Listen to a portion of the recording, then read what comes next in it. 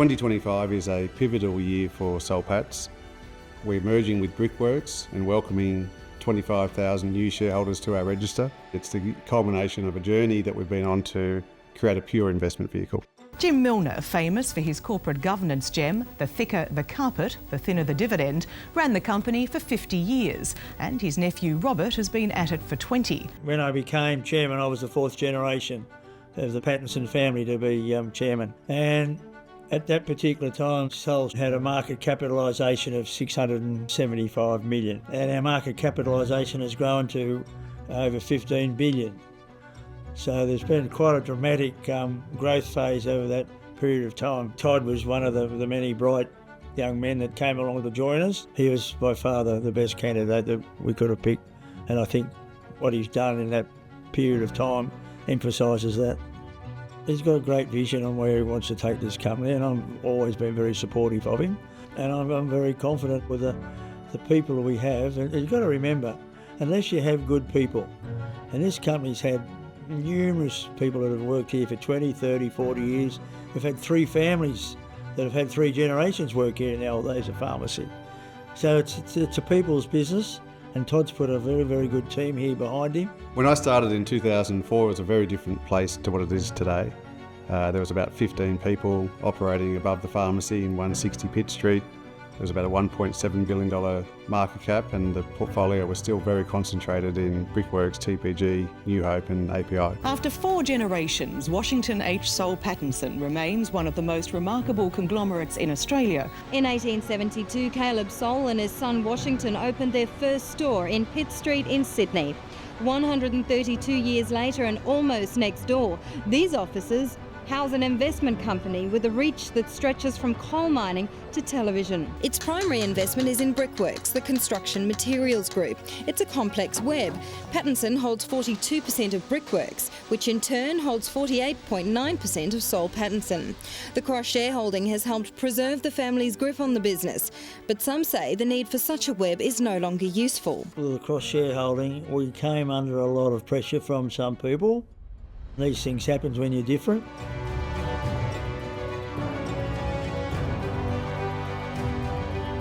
What we saw in the Brickworks Soul Patts group was a collection of superb assets that were housed in corporate structures that, in our view, significantly understated the real value of those assets.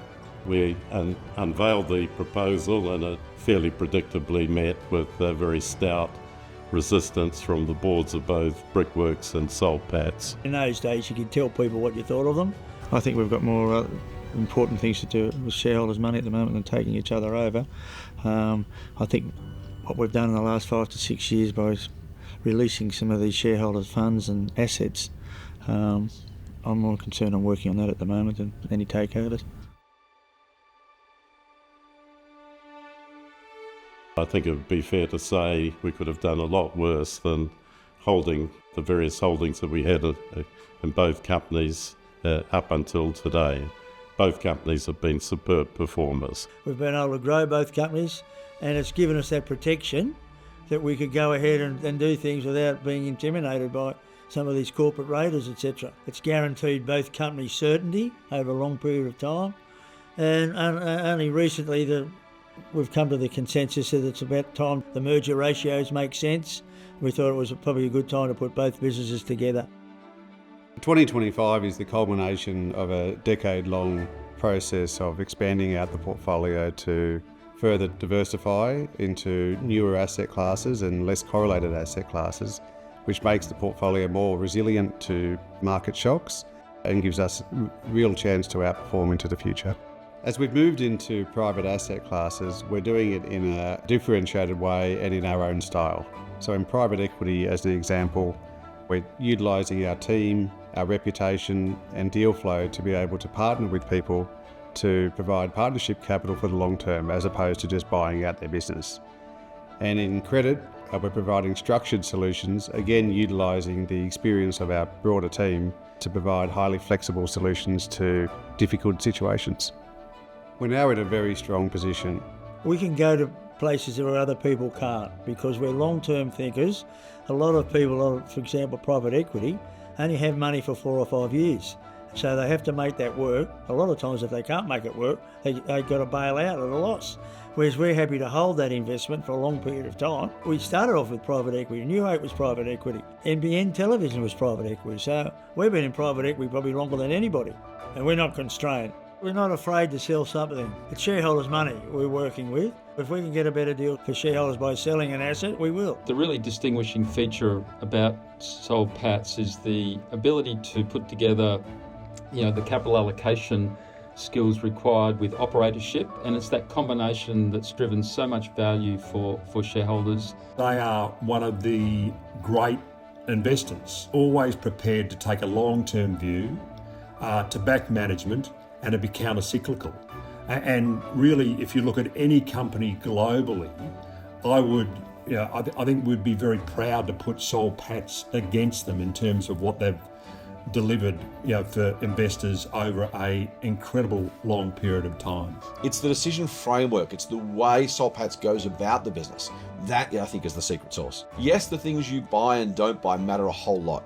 But if you think about the way you go about building this business, if you do things methodically and properly, it's amazing how they compound to fantastic returns. It's one of the best companies and we couldn't be happier as a long-term investor. Robert's led it well. He's got a real background. He's got common sense, and that's not so common nowadays. Confidence and long-term thinking, as well as integrity. I believe the key driver of the company's success have been the people involved with it. I'm amazed that over the years they've managed, not just in terms of their ownership, their board and their key drivers, but their key executives as well, have maintained a high standing, a high ability to think things through, and indeed a real wish for long-term profitability. Our culture has developed over a long period of time, facilitated by Rob's oversight. But one thing has always been the same, that shareholders come first, and we're here to serve our shareholders and generate enduring success. Soul Patts and Brickworks have been two of the greatest compounders of capital that we've seen in Australia. There is no reason to believe that they will not continue to do in the future what they've done in the past. Where we're going now, we're in 2028, we're 125 years. There's not many companies that have done what we've done in 125 years. So if we're going to achieve that milestone, I'd like to be around for that and maybe a couple of years after that.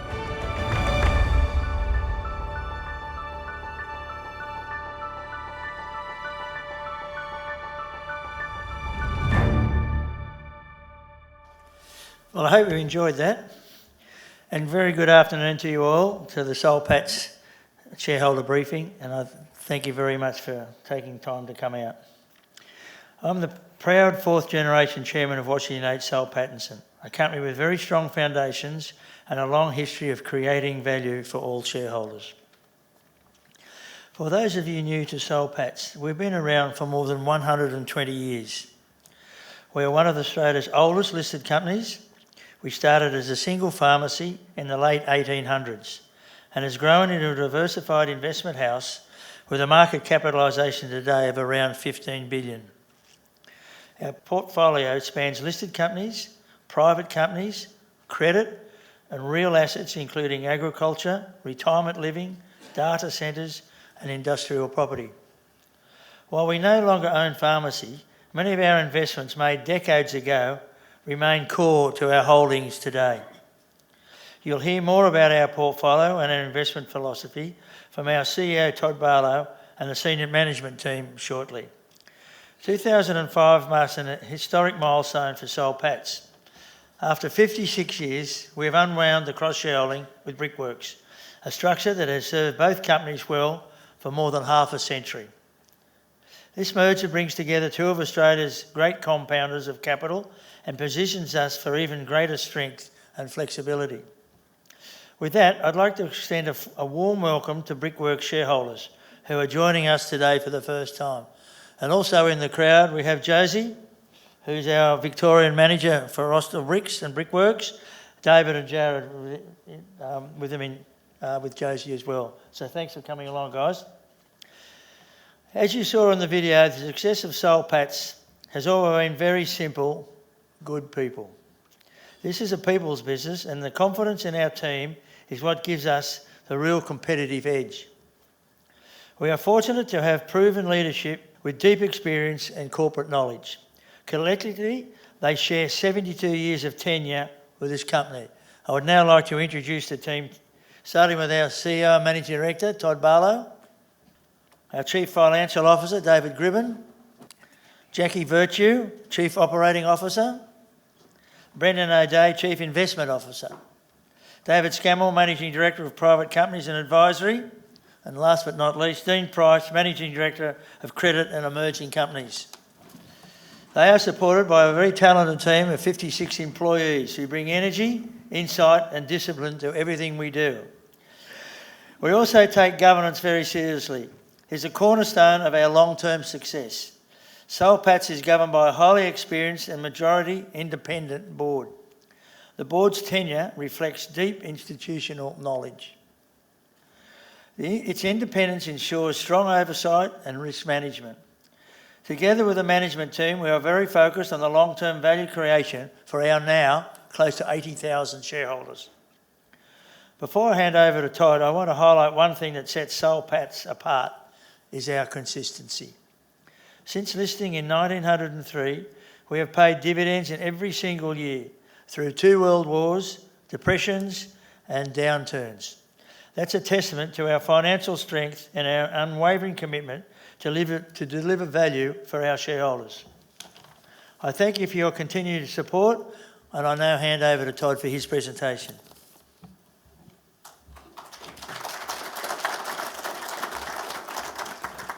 Thank you, Rob, and thanks everybody for coming today, and especially I'd like to welcome all of the new Brickworks shareholders who have joined the register post the transaction. Thank you to all of you for your support, your interest in our company, but more importantly for putting your trust in us to manage your wealth. The transaction is really a milestone in the company's history. As Rob said, it's been 56 years of us being sister companies. The timing was right for us to bring the companies together, and it's almost like we're relaunching a company after 122 years of being listed. It feels like a new beginning. The transaction itself delivers a number of key benefits for shareholders and for the company. There's a stronger balance sheet and increased flexibility across the entire portfolio to fund new investments and keep regenerating the portfolio. It's now a more liquid company for shareholders with an expanded free float. It's cleaner and easier to understand the capital structure and very simple. But importantly, the board and management team remain in place. And even more importantly, the same disciplined investment philosophy will be maintained. As many of you will already know, we have a very simple core objective, and that is to generate enduring success for shareholders. We do that through our long-term commitment. We believe in being patient and investing for the long term, and we believe that delivers results. We invest with a strength of conviction, which means we're willing to be concentrated in high conviction ideas and opportunities, and we will remain disciplined about what we invest in and when. And we take advantage of our unconstrained opportunity. We are very flexible across asset classes and we're opportunity-led. We believe that our diversified and uncorrelated portfolio reduces risks. We have 3 main measures of our success. The first one is we want to increase the cash generation from our portfolio, and that's important for a couple of reasons. One that might be most interesting to the people in this room is that the cash generation across the portfolio, when that increases, it means that we can increase our dividends. We pay our dividends out of the cash that we generate from the portfolio. The second one is that it's an indication of health of the portfolio, and we are value investors, and when we think about the valuation of the portfolio, we think about the cash generation. We value the future cash flows of the assets in the portfolio. So when we see growing cash across the portfolio, that tells us that the portfolio is in good health. When cash is going up, it's hard to say that valuation is going down. Secondly, it's not just about dividends. We want to also grow the capital of the portfolio, and we're a total return investor, so a mix of dividend growth as well as capital growth is what our shareholders ultimately want and will ultimately make them wealthy. And then thirdly, and this is an important one that often gets overlooked because people like to focus on the numbers, but how did you get there? What kind of risk did you employ in generating that increased cash and increased capital? And we would like to say and think that we have a very strong approach to risk management. We protect the downside, we protect capital, and we do particularly well when the market is sold off. And we think that that's actually a big source of our outperformance, is just protecting capital. What have we done against each of those objectives over the last 4 years? Now, I've chosen 4 years as a period because that's the period almost exactly to the day when the Milton transaction was completed. And so how have we taken the Milton funds, redeployed them, and what has that meant for the portfolio in terms of cash generation and portfolio growth? I mean, from a cash perspective, it's hard to see how we could have done any better. In the last 4 years, the cash generation of the portfolio has increased by a total of 66%. Now, to put that into some context, the market is up just 13% over that 4-year period. So the compound annual growth rate of the market is only a couple of percent, whereas we've been growing our cash generation at a compound growth rate of 13.5% per annum. Quite an extraordinary period of growth for us, which of course has facilitated those higher dividends. Sorry, I should say the dividends have increased by 13.5%, but the cash generation has actually been 16.5% per annum. And then in terms of growing the portfolio, we have been increasing our net asset value by 10.5% per annum for the last 4 years. That's 1.6% better than the market. That compounds to over 9% higher than the market over the last 4 years. We're incredibly proud of that result because that's through a period where there's been pretty strong results across equity markets. A lot of that equity market growth hasn't necessarily been in response to growing earnings or dividends. So there's been strong market growth and multiple expansion, but even with our very defensive portfolio stance, we've been able to do better than the market growth over the last 4 years. I touched on how we manage investment risk, and the best example of that is to actually look at, and I mean over 4 years, there probably hasn't been enough volatility in the market to demonstrate this idea, so we've chosen 25 years. And if you look at the last 25 years, so if we just go back a slide, over the last 25 years you can see this graph here. When the market is negative, and it's negative about a third of the months, the average performance has been minus 3.2% per month in a negative month on the market. In each of those negative months, we are over 2% better than the market. So you can see that our bias to those defensive type investments protects capital on the downside, and that's a big source of our outperformance. So then if I look at the longer term, and we can go back 27 years where you can see consecutive dividend growth for 27 years at a growth rate. I mean, not only is 27 years of consecutive growth quite extraordinary, and there's nothing like that on the ASX, we're miles in front of the next best, but it hasn't just been small increments, it's been over 10.5% growth for 27 years. And in fact, in the last 4 years since Milton, as I mentioned earlier, that's been 13.5% growth in the dividends that we've been paying to our shareholders.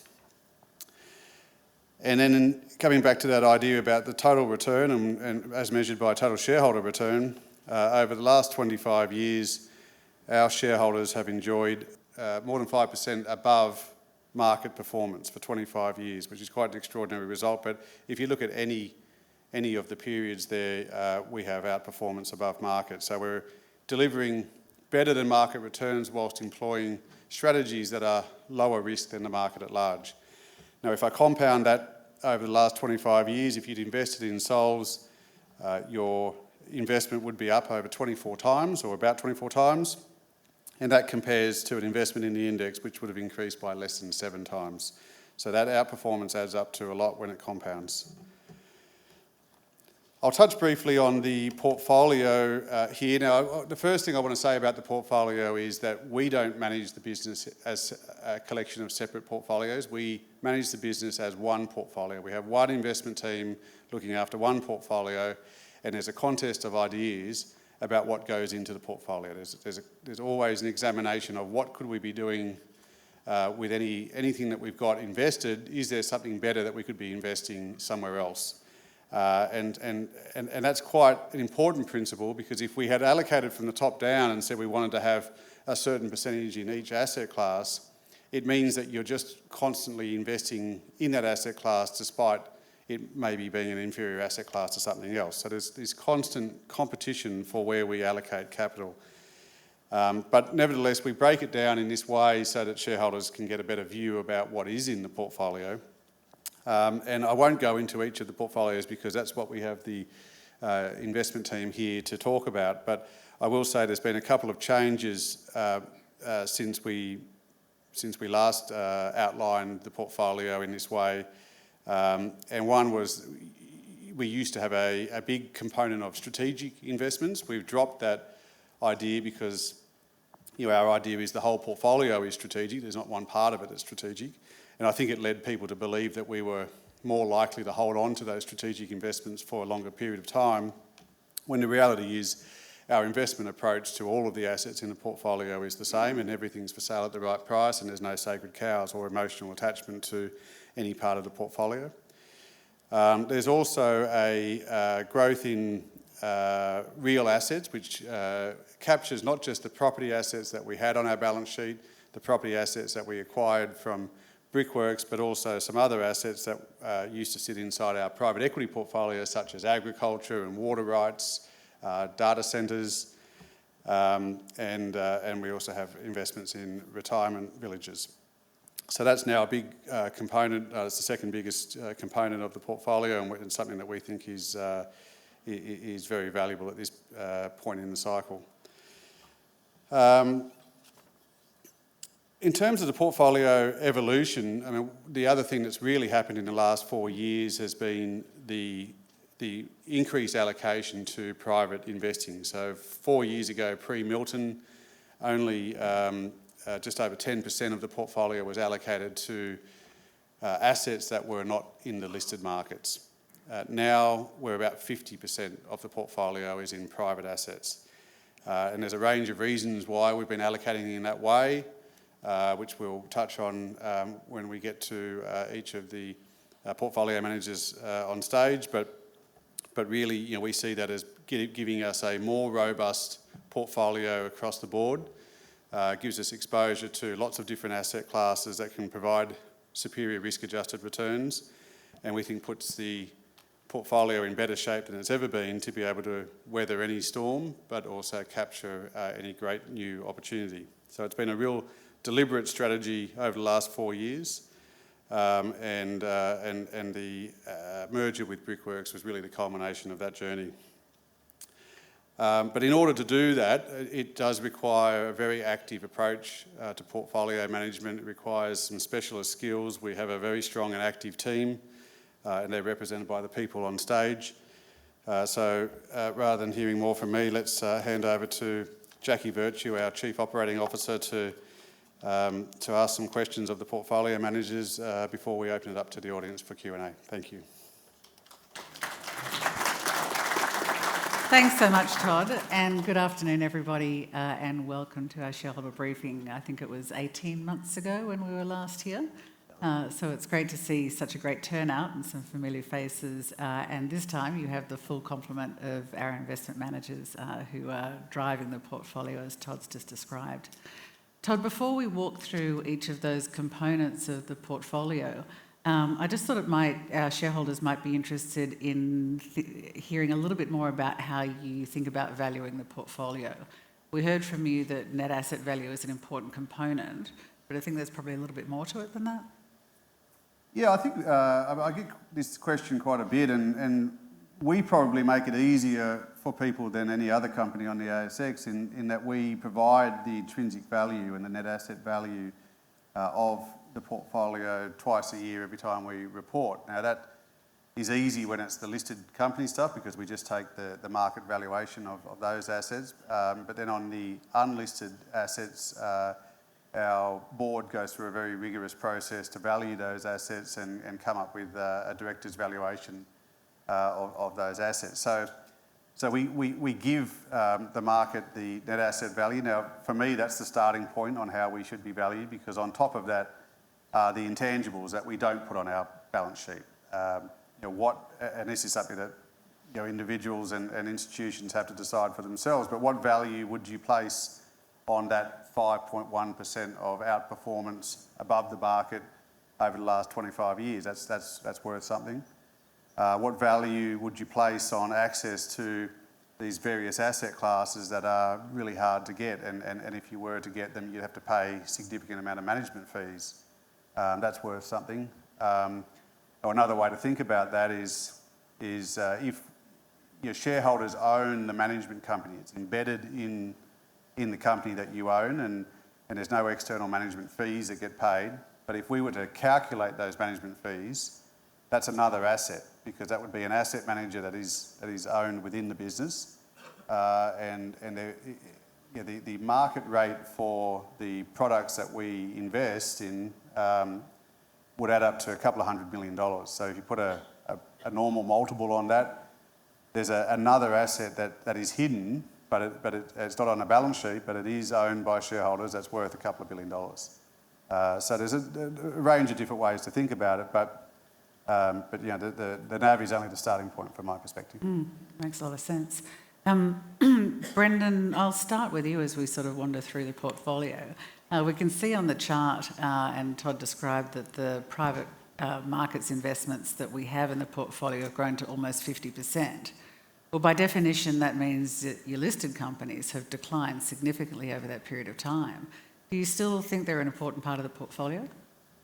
Very much so, but first I want to point out, I'm pleased that you're asking the questions this time around, because I think we had Alan Kohler last time, and I didn't like his line of questioning so much last time, so I'm hoping we get a better showing this time. I haven't finished yet.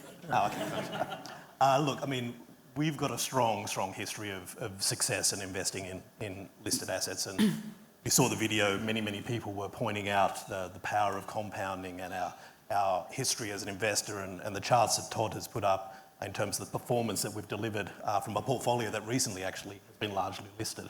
So we have a long history of success in that part of the investing universe, and the portfolio is quite material. Still, it's a $4.6 billion part of our portfolio. There's only 36 investments in there, as Todd pointed out. We've changed some portfolio construction lately, so it also houses TPG and New Hope now, but obviously the old Milton portfolio for those former Milton shareholders lives in that part of the portfolio. It looks very different to how it used to look, but is in there as well. And but the good news really is we're going about investing that part of the portfolio in exactly the same way that we have in the past, which is a disciplined approach that is cash flow focused, as Todd pointed out. It's defensive in nature, so we like real businesses that we can understand. It's a big contributor to our income, which drives obviously our dividend payments, which is important to everyone in this room. It's generated really strong returns. I mean, for 20 years prior to the Milton merger, the returns were in the teens. The returns are very similar post the merger. Recently, the cash flow growth out of that portfolio has been north of 20%. So it's a really important part of what we do, and it's not just important in terms of its ability to deliver growth and income for us. It's our access to the market, it's a source of information, and it's a real repository of liquidity. We've recently, obviously, to your point, reduced the size of that portfolio, and it's allowed us to invest in the other assets that will get talked about tonight. Dean will talk through them, Scammo will talk through them as well, but our growth in private assets has been enabled by the fact that we've got liquidity in other parts of the portfolio. So it's a big part of what we've done in the past. It's a portfolio of compounders. It's going to be a big part of what we do in the future, and we're just as excited about that part of the portfolio as we are about any other part of the portfolio. And so bringing what we used to refer to as the strategic portfolio into sort of the amalgam of the listed companies, has it changed the way you think about it? Not really. I think Todd answered this question actually already. We've always run our portfolio as one portfolio, and there's a bit of history around this, I think. I mean, at the time of the Milton merger 4 years ago, it's hard to believe it was 4 years ago, time flies, I guess, but 4 years ago, it made quite a lot of sense, I think, to keep those portfolios separate, just to walk New Milton shareholders and Soul Patts shareholders through the performance of those portfolios. But 4 years hence, and obviously we've been reducing the size of that portfolio, it made sense to put them together, but there was never really any difference in terms of how those parts of the portfolio were run, so it was an easy thing for us to do. The people who are responsible for each of those investments are still the same people that they were prior to making the change. And the one portfolio point is really the valid point. We want to make sure that the competition for ideas exists, that we're looking across all of our different asset classes, not just within listed itself, to make sure it all makes sense. So it was actually an easy change to make. The name was occasionally tripping us up, as Todd pointed out earlier. We were constantly describing to people and the market more broadly what was strategic and what wasn't, when really actually it was just a way of easily describing things. So look, it was an easy change to make. I think it's very, very logical, and it's just a natural evolution of where we are as an organisation. And I guess, there's a fantastic example, I guess, of one of what, has been sitting in our strategic portfolio, that we used to call it that way, but really demonstrates that fluidity that Todd talked about. A company that is really differentiated, has growth behind it, is one of those compounders that you've described is TPG. And so I'd love to hear from you exactly sort of how that has evolved since the inception of when we first invested in it. I love this example because it is a nice example of how investments weave their way through different portfolios. And it started its life out as a small investment, a private investment in a TV station on the north coast of New South Wales, and turned into a telecommunications asset. Was IPO'd, merged, sold a couple of times, partnered up with David Teo, merged with Vodafone, and from where we started out to where we ended up, we've now got 2 investments that we have in 2 different portfolios within the list of investments we have. Part of it in listed and part of it in Dean's emerging portfolio. Both very interesting investments, both at very different stages of their growth profile. But the important part really in all of this is it's a really nice demonstration of our ability to take what actually was a modest investment and walk it through a very long life cycle and find new and innovative ways to extract value out of it, and work with management teams, great management teams, to build great businesses. And where it sits within our portfolio, we'll put it where it's most logical, but actually it's a little irrelevant, right? It's one portfolio. We just put it to where we think we can best maximise the value. Perfect. And if we just stay on that listed theme for a moment, Dean, you're largely responsible for what we refer to as emerging companies. Some people often think, I think that's grown to about $2.4 billion now, and a large component of which is listed. And when people think of emerging companies, sometimes they assume that it's entirely small caps. You tend to think differently about emerging companies. Can you describe what that is and what the strategy is for that part of the business? Yeah, thanks. Well, the emerging companies portfolio is the part of the Soul Patts portfolio where we look for faster growing companies. And, I guess you could think of these as up and comers.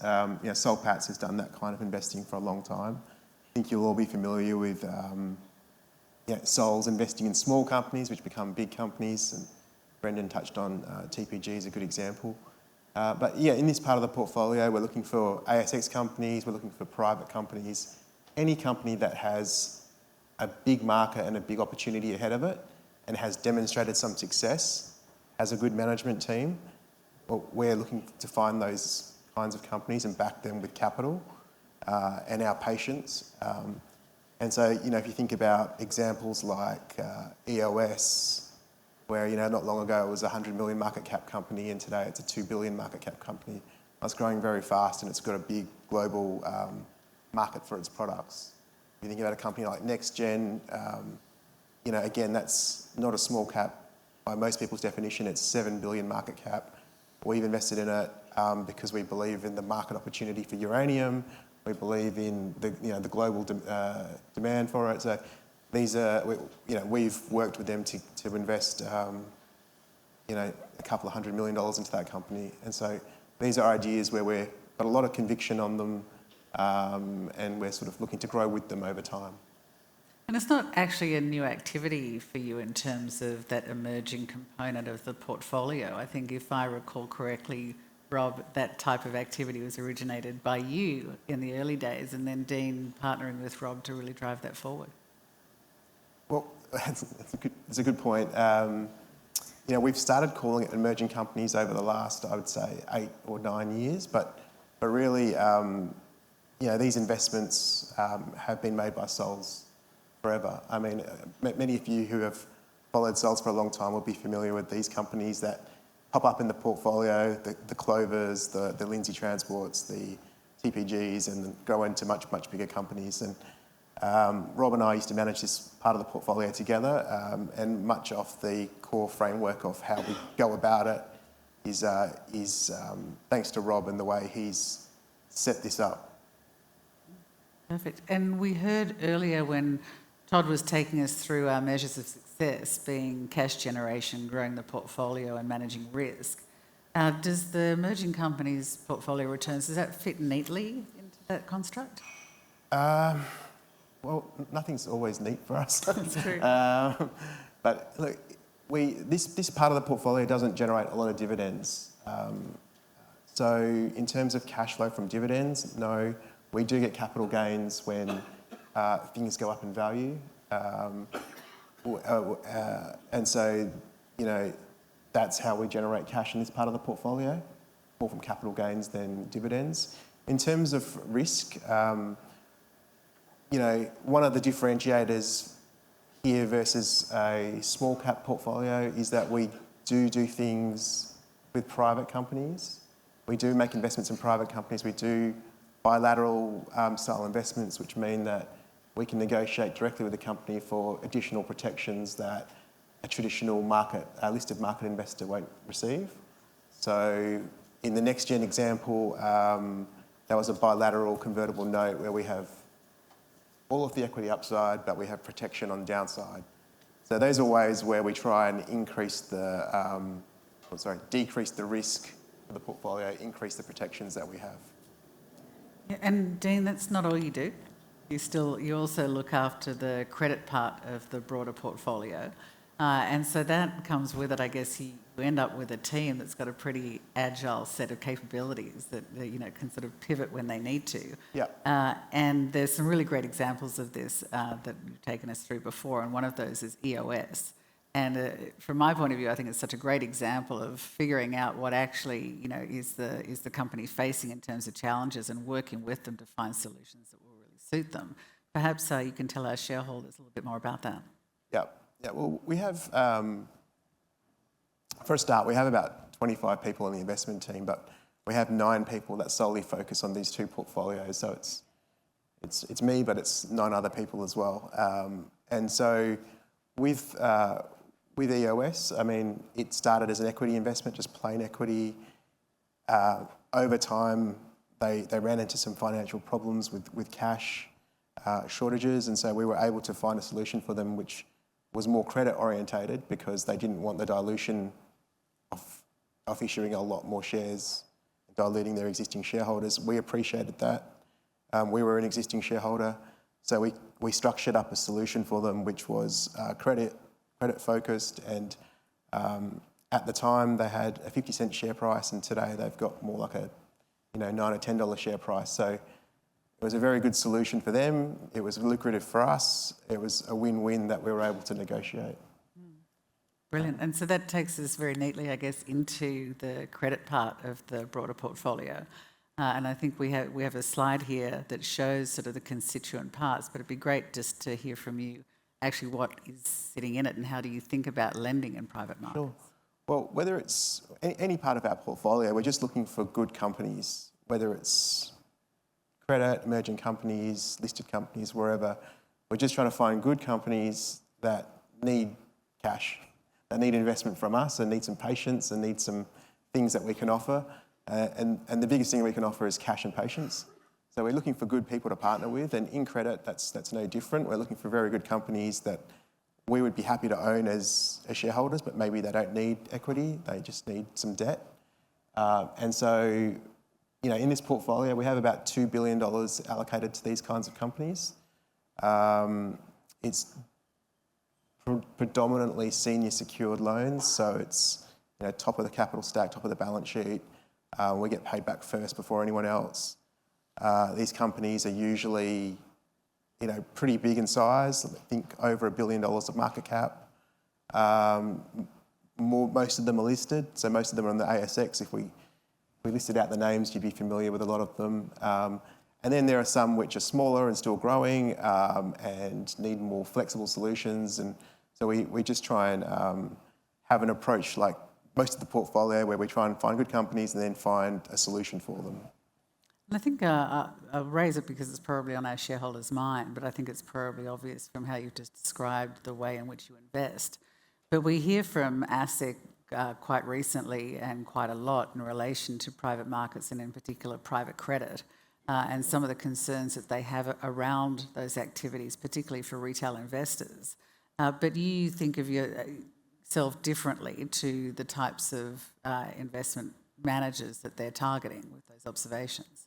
Yeah, well, we follow what ASIC's concerns are pretty closely to make sure that we understand what the regulators are interested in. And I mean, the good thing for everyone here is that most of what they're concerned in, or all of what they're concerned with, doesn't affect us. And the good thing about us as Soul Patts shareholders is that we're not affected by these things. I mean, the primary concern they have is for investors going into private credit funds or private equity funds and having lack of visibility on accurate valuations.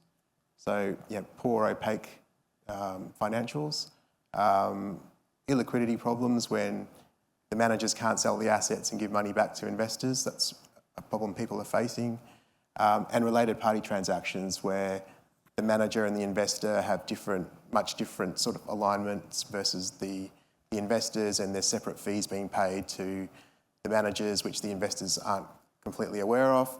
In our situation, we're investing in credit and private equity, but we're doing it through a top 50 ASX listed vehicle, which means that we have sort of the most transparency you can get because we're reporting all of our valuations twice a year. They're audited, or there's a director's valuation, which is again very robust and reviewed.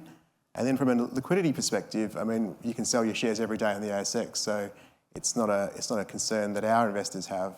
And same with the related party stuff, we don't charge fees, so there's no fees to worry about.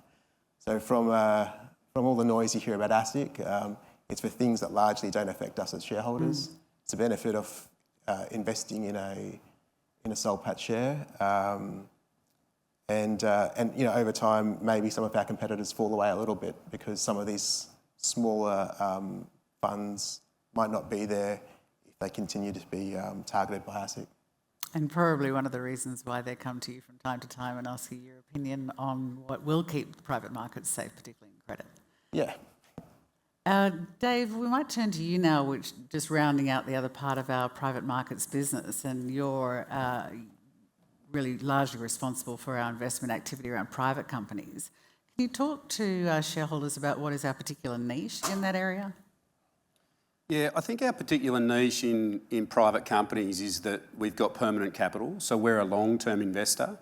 A lot of people that invest in private equity have to be in and out in 3, 5, 7, 10 years' time, which means you have to time cycles to perfection to do really well. We don't have that constraint, and that constraint's really put on by the managers of that capital and their investors in terms of liquidity. We're really looking for... We've got that structural advantage that we can be in companies for a long period of time and let them compound. I think the other niche that we've got is that we can invest as a minority. We really like investing with partners who think that the best days of this business are in front of it and not behind it. Many times when people go to sell a business, they're selling 100%, and they've been in that business for a number of years, and there's an asymmetry of information there where if you're going to buy a business with someone that's been there for 10 or 15 or 20 years, they're more than likely going to pick the top of the market to exit. So what we like doing is partnering with like-minded investors where we'll take a minority stake because they're really looking to grow and expand that business. I think one of the third areas where we differentiate is that we use low levels of gearing, more typical to what a family business would invest. We don't rely on financial engineering for our portfolio performance. We're looking for real intrinsic business earnings growth and value growth, and we're looking really to operationally improve those businesses that we invest in. Many of the investments that we invest in, we are the first external capital into that business. So we use our smarts in strategy, governance, and business growth to really transform those businesses along with our capital. So it's quite a different approach, I think, when people think about this type of activity generally. Then which companies do you go after? We've got 4 on the screen there. Can you just maybe tell us a little bit about what actually sits in the portfolio in terms of those that meet those criteria? Yeah, I mean, what we're really looking for is companies with strong thematic tailwinds, and there's the thematics that are listed on that slide there. But when we look at AMP Control, we've been in that business for 20 years now. It really started as a business that was firmly in coal, and we were chasing a booming coal thematic when we first got into that business. But we have since transitioned that to the earnings of that business are less than 50% coal now. But what we saw in that business was a really smart engineering team, and if you can make electrical equipment work in an underground coal, explosive, abrasive environment that is treated less than kindly by miners, well, then you can make electrical products work anywhere. And so that business is really we're really refocusing that on the decarbonisation thematic now. When we talk about education, we've got our Aquatic Achievers, our swim school business that we've grown from the first asset we bought there, both organically and inorganically. We've got 30 swimming pools or swim schools across the country, from the east coast to west coast. We've got our financial services thematic. Obviously there's with legislative superannuation growth throughout the country, we've got a business there that provides financial solutions to retail clients, wholesale clients and institutional clients. And we've been recently rolling up financial planners into that business of Ironbark. And Brickworks, since the merger, only relatively recent, is a new addition to our portfolio, and we're really excited to grow that investment in the private space. And we heard in the video that opened the session from Rob that we've been doing this type of private equity style investing longer than most. So that then begs the question, I guess, how do you think about the discipline of reinvesting? Yeah, I think what we really like is platform assets. I mean, I keep coming back to AMP Control. We like, and by what I mean by platform assets is it's a business in a space with a critical mass. And what that gets you is a management team combined with our capital. So you pick up a lot of industry knowledge, and what we use is those platform assets to bolt on other assets using our acquisition execution capability and our strategy. And what that enables us to do is arbitrage multiples. We can generally buy reasonably well. That's what we're looking to do. Extract synergies and grow that platform asset to a larger scale. And that has really, I guess, cemented our view in Australia, and you found some really good niche opportunities here and really tested that philosophy, and it's holding true. And are you testing the waters now internationally? Yes, we are. We've got a number of investments that are relatively recent internationally. We are looking for like-minded investors offshore to partner with, where they bring local knowledge and skills and assist the business to grow. So there's a few. I mean, probably the most recent that comes to mind is a business called BlackRock Coffee. It's recently listed on the NASDAQ, and it's got 160 coffee stores, retail coffee stores across mainly the western US through to Texas. And last year its revenues grew at 21%, and we see a real growth profile continuing for that business as well. Excellent. So I might just now move on to DG. That's how we differentiate two Daves in our investment team. You're CFO of the organisation, but it'd be great to hear your perspectives on our real assets. We know, we heard from Todd earlier, we've moved the industrial assets, the industrial property from Brickworks into that investment vertical, if you like, but it also houses some other of the assets that we've had more broadly in the portfolio. So I'd love to hear how you think about that. Where does it generate the returns? What differentiates that particular bucket of investments? Yeah, so real assets is a new name for the property type assets that we actively manage in the portfolio. So Todd mentioned early on in the presentation that covers real estate, so that could be direct investment or in joint venture. We've got data centres in there, agricultural assets like farmland and the associated processing facilities that come with that. Also, we've got water rights attached to that agricultural property, and we have an large investment in a water fund. And finally, there's some retirement assets that sit in there that we've been slowly building out over the last couple of years. So we've always had real assets in the portfolio. We haven't called it that, but and pre the merger, it was about 6% of the NAV in the old Soul portfolio. But since the merger, this portfolio has been really turbocharged by the addition of over $2 billion worth of property assets in joint venture with Goodman that come to us through the Brickworks merger. We like it because real assets, we all know, good inflation protection and also a really reliable generator of cash flow, which is important for us, obviously. So it forms part of that, what we call net cash flow from investments, which we then use to think about how much we should return back to shareholders and give that dividend ever growing back to you.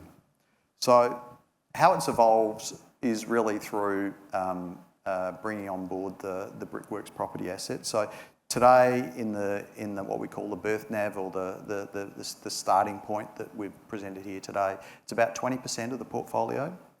And these assets that have come to us through Brickworks are high quality industrial assets. So they're long leases for large warehouses to highly rated tenants like Amazon or Woolworths or Coles. And they're long leases, we call them sort of stabilised assets. So there's a steady growing cash flow that comes from that. And because they're usually in pockets like Western Sydney or in Brisbane, where availability of land is tight, particularly for industrial property, that then is sort of underpins the value, because there's not really many places to put these very large assets. So what we have now is a blend in the portfolio of a mixture of development type assets that can provide future growth, and that's probably about a third of the portfolio. And the other 2/3 is sitting in these stabilised assets. So you've got that real mixture that there's potential in the portfolio while still having a large proportion of growth. And we've positioned it so it's focused on what we see as some of the important tailwinds in the property sector or the real asset sector over the coming years. So everyone knows that more move to online shopping. That's increased the demand for logistics and these large-scale warehouses that people need to build to satisfy that demand. AI and data consumption continues to grow, so that underpins really the investment and the growth in data centres that we can see. There's an ageing population, so retirement assets are becoming more important. And then for our agricultural portfolio, food security is a global issue and really upper mind and focus. So we're positioned in that area. So that whole portfolio, second largest in the group, is a really reliable, stable cash flow generator, good protection from inflation. Well, I guess that's sort of the last part to round out how we think about our investment portfolio and how we manage it is really around liquidity. We heard from Brendan the importance of the listed companies from time to time in terms of providing that liquidity. But cash is also a critical component. And we've seen some capital raising activities over the last 18 months, but we'd love to hear from you, DG, as CFO. How do you think about the availability of cash and when do we need it? Yeah, so it's really important. I wouldn't be doing my job if the investment team turn up and say, we need to buy this investment, and I say, well, there's not enough cash. You'll be talking to a different CFO. So it is important, and particularly where there's, there will be pockets of market dislocation. It's been very good years, last 3 or 4 years in markets continually growing. That will change at some point.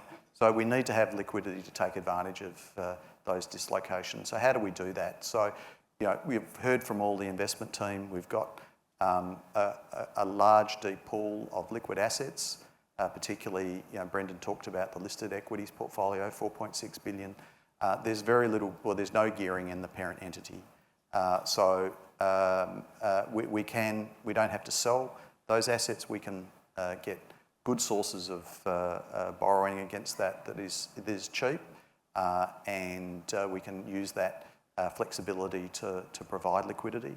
The equity raising, well, we've done about 1.6 billion of equity raisings over the last 12 months, and they've been done at no discount to the market price prevailing at the date. So no shareholder's been really disadvantaged from any of that, and that's just a remarkable ability of Soul Patts to be able to tap the equity market. And finally, we just built extra capability in the team to look at alternative sources of finance. So over the last 5 years, we've tapped into the convertible bond market. So we've raised close to 700 million. That's now all been repaid through the equity raisings that we've done. But it's an important source of long-term, relatively low-cost funding with minimal documentation that really allows us to think clearly about, what is that right mix between debt and equity to get the best possible lowest cost of capital to the company. Brilliant. Well, thank you. And that largely concludes our discussions around the portfolio itself. And I'd love to open it up to questions from the audience. But before I do that, I just wanted to spend the last couple of minutes focusing on what we believe is truly the essence of Soul Patts, which is its culture. And so just a couple of final questions that I'll take to our Chair and CEO, Rob and Todd Barlow. Rob, you're fourth generation founding family, and there has been an incredibly strong culture that's been grown and developed over those 4 generations. Has it changed over that period of time at all? I think when I first joined the board in 1984, I was very privileged to work in a company, as I mentioned in the video, where numerous families had worked within the company for long periods of time. And it was interesting last night at the presentation in Sydney, the guy I can remember when I first started, the guy who was managed the pharmacy in 160 Pitt Street, 90 years of age, Mal Andrews, came along last night. And I think that culture we've been able to maintain that through the period of time. And I think what you've just seen here this afternoon with these outstanding, I call them young men and lady, the company's in very good stead, and we're able to continue to build that culture. It's a very good place to come and work. We have 56 employees and they come in every day. I don't think there's many businesses in Australia that do that. So we've always made it an attractive place to work, where people want to get out of bed in the morning and come into the office and share the experience. And I think you've seen the unbelievable success that the people have made, not only Soul Pattinson people, but our investee companies, people like Josie running the operations down here for Brickworks, but the whole investment team through the Souls and our investee companies have always had that very good culture and people wanting to work and make a good return for you shareholders. Yeah, couldn't agree more, and you'll hear that from everybody up here on the stage, certainly. Todd, you've been at the helm now for 10 years. We've had this incredible, strong track record over many, many years, and certainly down to culture and certainly down to capability. We've seen that strengthen even under your leadership. How do you see the next 10 years? Well, I think it's more of the same. I mean, the last 10 years has really been me having a careful look at what are the ingredients that have made Soul Patts successful for such a long period of time, and try and capture those things that have made us great, as well as the natural competitive advantages that we have. And we have that long-term capital. People can't take the capital away from us. Shareholders can buy and sell when they like, but the balance sheet will always be there. That enables us to make long-term decisions, capture that premium for illiquidity, and be brave about the investment choices that we make. We're also blessed to have complete flexibility to be able to go anywhere and do anything, so we can just always seek out the next best idea and asset class, and we're not confined to a very strict mandate or rules about how we invest. And that culture that Rob spoke about, which is shareholder friendly, shareholder first, get rich slowly, protect capital, grow dividends, all of those things have been extremely important for us to maintain whilst we continue to evolve the portfolio. And we've been able to add more people into the team as we grow. That's opened up the possibilities of us investing in a much broader group of investments.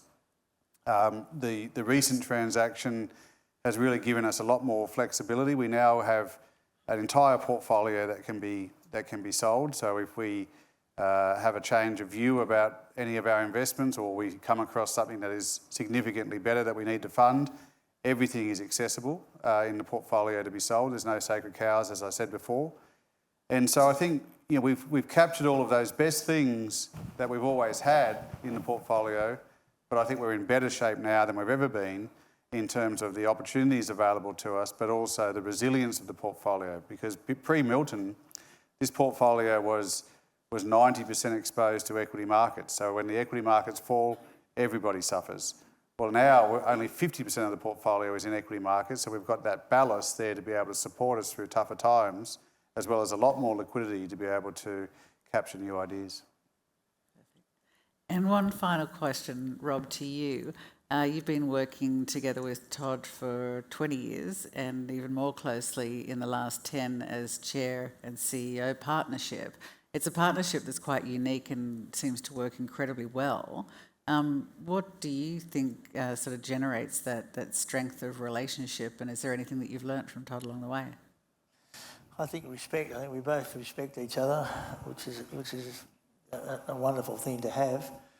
And I think this company is very fortunate when Todd came out of the law game and decided he'd like to work for us. So I think if you've heard him today, it's been a great decision by him, and to get to know him over that period of time before he took his role on as CEO. In those days we had, we still got a Pitt Capital Partners, but we had a branch in Adelaide and we had an office in Hong Kong, and Todd and his wife, Jem, she was transferred over there with the law firm.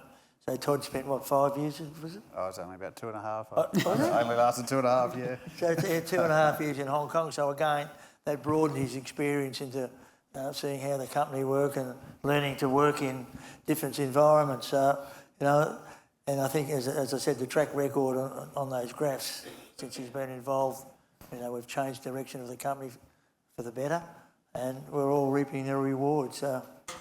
It's been a great experience. Brilliant. Well, thank you, and thank you to everyone for joining us here on the stage today. I'd love to open it up to questions from our shareholders. We have Courtney with a roving microphone, and so if we can just make yourself be known just down the front here, and we'd love to hear from all the shareholders. Thank you, and thank you for the presentation. From my observation here, I'm surprised we don't have R.M. Williams in our portfolio. Twiggy Forrest get away with that one. But I'm just interested in understanding now that there's the 4 pillars, how around the investment committee you work at allocating capital between the various pillars in terms of competing for capital, and how that investment committee process works. Thank you. Do you want me to start with that, Todd? You can start with that, yeah. I guess we made the point a couple of times already throughout the course of today that it's one portfolio, which is true. I think we need to think that way in order to generate the correct competition for ideas. Even if we don't have competition for capital, we have plenty of capital and we have plenty of liquidity, as DG pointed out as well. But it's a relatively small organisation. There's a lot of people who have been here a long time. We have a way of investing and a consistency of thought process that tends to get us to arrive to the same sort of views on things, but we don't always agree. There is a tension in that process, which I think is very, very healthy. But we don't allocate in the classic sense, although we bucket things up for ease of consumption. We don't do so because we sit down at the beginning of the year or any time, frankly, and decide that we want 35% of the portfolio in listed and 20% in real assets. That's not how it comes together. It's very much bottom up. We find the ideas, and if the idea is compelling enough, we find the capital. So it's quite different to a normal asset manager, and obviously we do everything differently around here. We do private credit differently, we do private equity differently. I like to think, deal with our shareholders differently. So we have a differentiated approach to portfolio construction, and we have a differentiated approach to the way we go about investing. So it's not a classic approach you probably will have seen elsewhere. It's very much bottom up. It's very much opportunistic, and we think that's really one of our key competitive advantages with permanent capital and complete flexibility in terms of where we invest. That puts us in very good stead and is really a large driver of our returns over the years. Todd, would you add? Oh, yeah. I mean, I think the only thing I would add to that is, quite apart from the idea that creates a competition for capital, which is really good because the best ideas flow into the portfolio. And if I wanted to buy an ASX listed company, I don't need to fund that from an ASX listed company. I fund that from the least favourite thing I have across the entire portfolio. So that's how you're constantly getting this regeneration of the portfolio, and that's a good thing. The other benefit of that is that the investment committee, if you like, is essentially all of us sitting down and comparing those ideas. What is the best way that we can spend our next dollar? And that means that everybody in the entire team becomes a generalist. So not only they're not just focused on one sector or one asset class, they're actually comparing whatever they're doing in the context of what other investment ideas are out there. And I think that makes you a better investor because investing is a relative game. Everybody can invest. The question is, can you invest in the most optimal way? And to do that optimally, you need to know what your opportunity set looks like. And so we actually do that all the time by, we would move 100% of our portfolio into one asset class if that was such a standout asset class and provided us with ample opportunities to get set.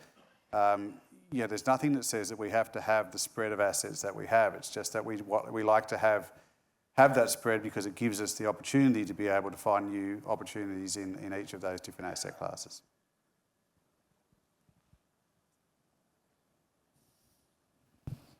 Any other questions from the audience? There we go. Thanks, Courtney. Hello, my name's Peter. I came to Soul Patts via Brickworks, so I'm a new Soul Patts shareholder. You mentioned earlier about retirement assets. That's a broad range from lifestyle communities all the way to aged care facilities. Which one of those two is more in your portfolio frame?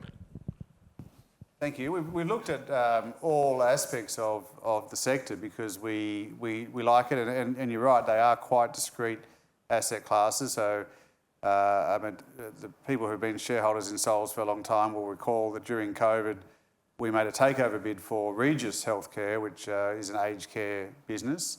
Unfortunately, we didn't get it, but we did get a meaningful stake. The shares were trading at about $1 during COVID. We took a counter-cyclical view, and also the regulatory environment was very challenged, and we thought that things were only going to get better. They did. The company was right not to sell it to us at those prices because today I think it's over $8. $8, yeah. So we did a lot of work on aged care. We've also had a good look at retirement, and we're in partnership with Shane Moran, who has extensive capability, skills, and experience in retirement living and aged care in New South Wales in particular. And the area that we thought was quite attractive in retirement was, the wealthy baby boomers who'd seen and experienced quite a lot of asset appreciation in their home, but were looking to downsize into a lifestyle community, but in a more premium level than what the market currently provides for. So the challenge there has been competing with luxury unit developers, but our first one was about 40 units opposite the Cronulla Beach in Sydney. They sold like hotcakes, and that was a very successful investment for us. We generated about 20% internal rate of return on that asset, so that's probably as good as you would expect. But we also had downside protection in that our partner guaranteed some of our returns. And so we had a good experience with that, and we've now rolled that into a bigger development, again near the beach, in the northern beaches of Sydney, in Narrabeen. That will be about 150 unit development, so quite a bit larger. And I think we haven't even got a DA in, and we've already had 400 inquiries for that product. So you can see that there really is demand for this kind of product. So that's something that we're keen to continue investing in. Not really my job to be asking questions, but Scammo, maybe you could talk a bit about how the sort of thematic element of how your part of the portfolio came together, because aged care was in that as well. And there's some new stuff too, right? Yeah, so there is, again, the ageing thematic is one that's well known to everyone. And that's why really we had a look at Regis, and maybe we should have paid a little bit more, but we missed out on that. But as Todd said, that's how we got set in other areas of the ageing population thematic, and we continue to look at a lot of those assets. There's a number of them that are in private markets, and there's a number of owners of those assets that are looking to grow to meet the demand. So again, it's just another one of those strong thematics that we're looking to get further exposure to.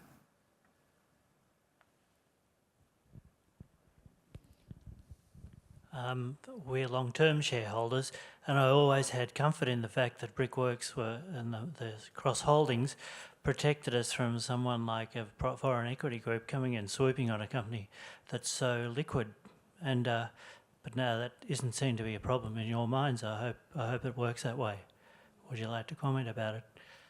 Yeah, look, I think that was the original intent of the cross-shareholding back in the 60s, was to protect each of the companies from corporate raiders, and they were around then. But I mean, as the company has grown, both in scale and also the diversity of it, I think the likelihood of someone coming in and trying to sort of take out the business is low likelihood, but it's also something that we don't really fear. I mean, if someone wants to come and pay us a premium for our assets, I think we would do our shareholders an incredible service by maximising that price. I mean, what you wouldn't want them to do is get hold of the assets cheaply, so it's important to us that the share price reflects the valuation of the business, so that someone doesn't get the opportunity to be able to break up the business on the cheap. But if they want to pay a full price, I think that we owe it to shareholders to entertain that, and there's no reason to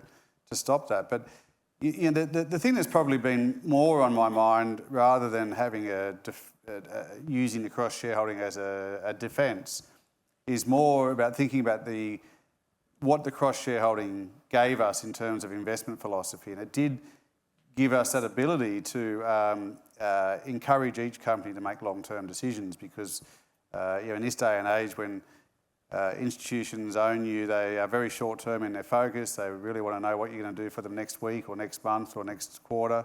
They want you to make sure that your share price and performance reflects the market, whereas we want to take a longer-term view than that. And I think that the proof is out there that longer-term investing outperforms short-term investing. So it's important to us that now that the cross-shareholding is gone, that investment philosophy and principle remains, that even when institutions come and say, the last half wasn't very good, that we can not be concerned by that and continue to have the conviction and courage and faith that our investment philosophy wins out in the end.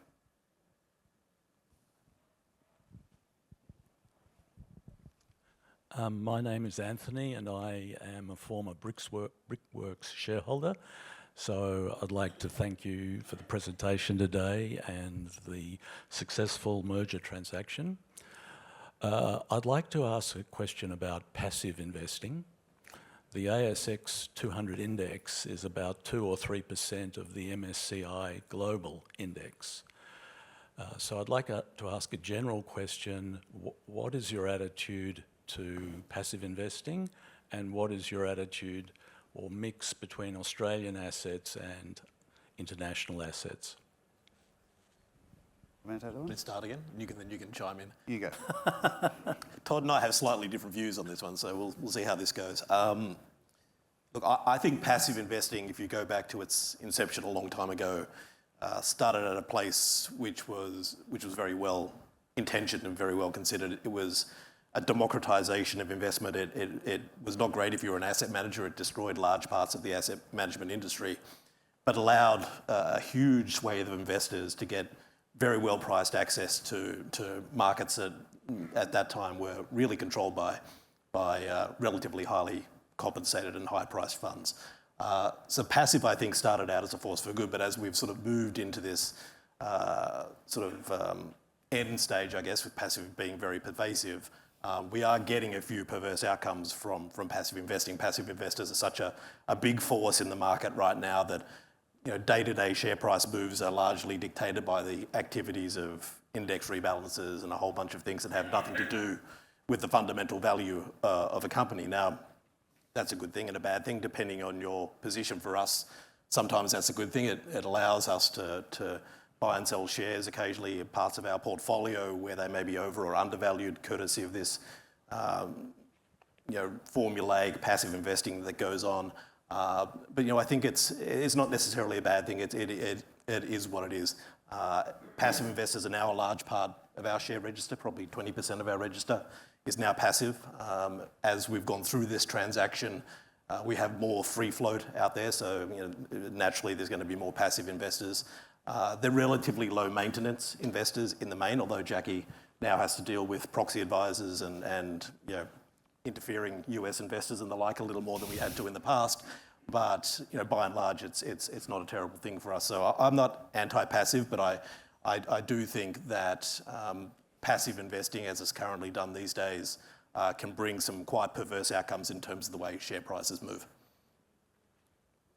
I agree with all of that. I mean, there's nothing inherently wrong with ETF or passive investing.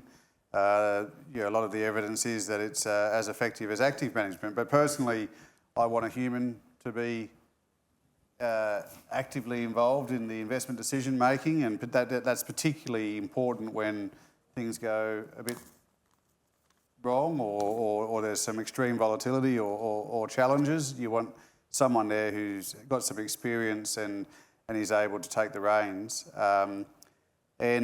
And so I think that's important, but I think the other aspect of it is the extreme growth in passive, as Brendan outlined, is that it means that we are seeing a little bit more volatility in markets. So when there's a lot of money behind these strategies, there will be an inclination for the market to overshoot at the top and also overshoot or undershoot at the bottom. I think that creates great opportunities for us. So as I mean, you saw in April as an example, which was the last time the market had a little hiccup. There was just massive volatility. So that kind of volatility creates real opportunities for people like us as active managers, and I think that that's only going to be enhanced by more algorithmic trading, computers trading, AI, all of those sorts of things. What you'll see is the market tending to invest in the same direction all at the same time. So it pushes things up, but it also does the reverse when it goes the other way.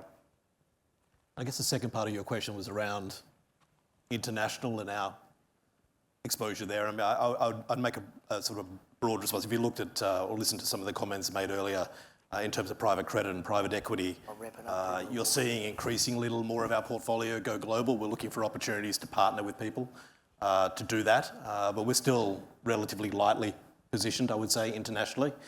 In terms of our portfolio, and I think that's unlikely to be in the listed space and more likely to be in the private space. But I think it is important to recognise that Australia is only 2% of global markets. We're a small part of a big cog. But I would expect that over time, the size of our international exposures grow as we find opportunities to do so. All right, we might wrap it up there. I think what you just heard in that last hour and a half, that this company's got very capable people leading it, and I'm sure we can continue to see this growth that we've experienced over a long period of time. Thank you.